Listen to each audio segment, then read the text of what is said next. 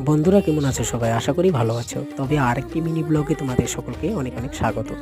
তবে আমরা তো এসেছি নবদ্বীপ ধাম। তবে এখন দেখতে পাচ্ছ এই হচ্ছে গুপ্ত বৃন্দাবন। এখানে রাধা কৃষ্ণের লীলা, রাসলীলার সবকিছু এখানে সাজানো আছে মূর্তিগুলো।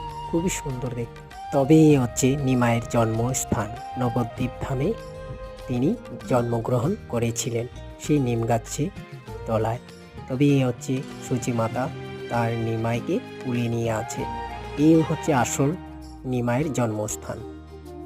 তবে এখানে বাবা ভোলা মহেশ্বরের মন্দির, শ্রী গণেশের মন্দির সবই আছে। খুবই ভালো লাগলো ঘুরে দেখে। তবে এবার চলো তোমাদের দেখাতে চলেছি ৬০ ফুট সেই নিমাই যাত্রী। তবে এই হচ্ছে নবদ্বীপের সেই ৬০ ফুটের নিমাই চাঁদ। তবে তোমাদের কীরকম লাগলো? অবশ্যই ভালো লেগেছে।